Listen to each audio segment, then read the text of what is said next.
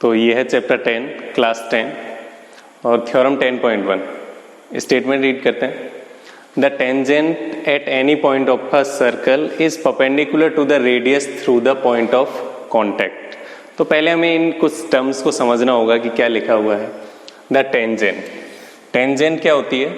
कोई भी एक सर्कल बनाया जाता है, सर्कल से सर्कल के सर्कमफेरेंस पर किसी भी एक पॉइंट पर जो टच करती हुई लाइन जाती है उसको हम क्या कहते हैं? टेंजेंट कहते हैं।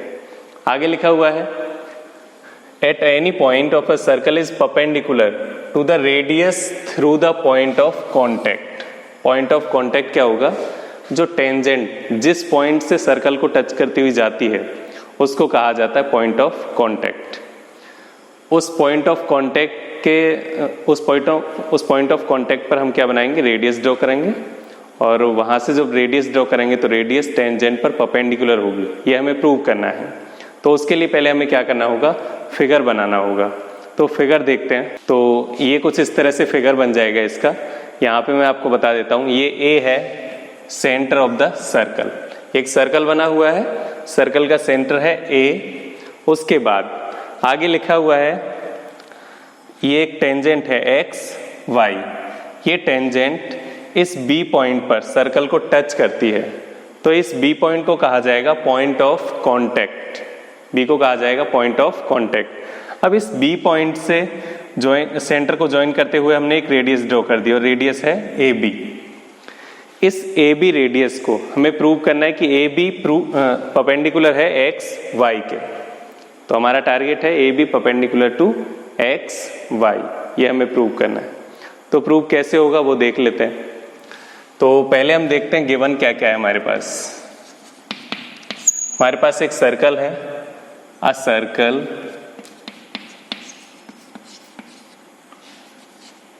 विद सेंटर ए। एक सर्कल है जिसका सेंटर है ए।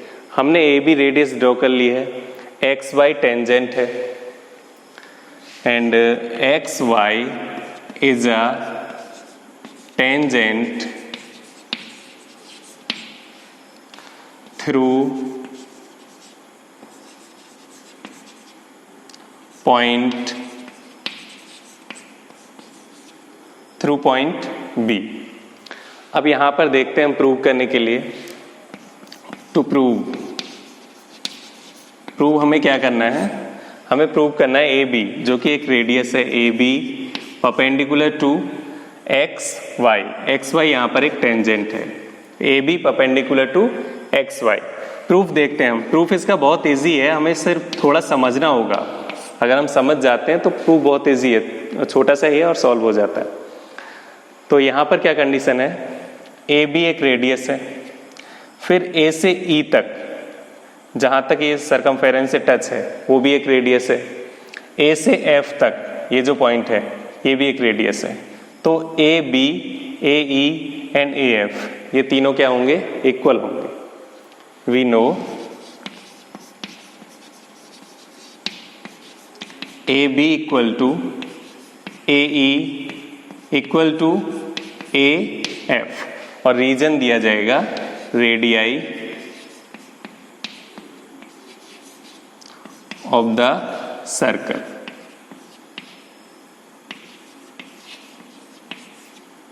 ये सर्कल की रेडियस है, इसलिए ये कैसे हो जाएंगी? इक्वल। आगे हम लिखते हैं ये जो पॉइंट है सी, ये सी इस सर्कल के आउटसाइड में है और ये एक दूसरा पॉइंट हमने लिया है डी। वैसे एक ही पॉइंट से आप प्रूव कर सकते हो, लेकिन हमने दो पॉइंट ले लिए हैं बाई चांस कोई कंफ्यूजन रहे तो D point and C point ये दोनों आउटसाइड में है। जब ये आउटसाइड में है तो इसकी जो रेडियस है वो यहीं तक है सिर्फ। इसका मतलब ये है ए से अगर सी तक का डिस्टेंस देखा जाए या फिर ए से डी तक का डिस्टेंस देखा जाए तो वो दोनों रेडियस से ज़्यादा होंगे, रेडियस से बड़े होंगे। तो हम लिख लेते हैं C and D. Here C and D are in the outside of the circle.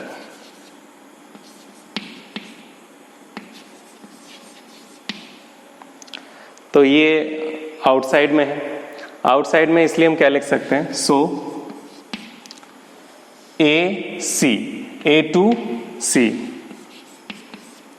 Is greater than A to B. ये हमने कैसे लिखा वो समझ लेना है। यहाँ पर हमने लिया ए से लेकर सी तक, ए से सी वाला जो पार्ट है वो ए से ई तक के पार्ट से इक्वल है, इक्वल नहीं बड़ा है। फिर से समझेंगे, हमने लिया यहाँ पर ए सी बड़ा है ए ई से, ये हमें इसी लाइन पर दिखाई दे जाता है, लाइन सेगमेंट पर।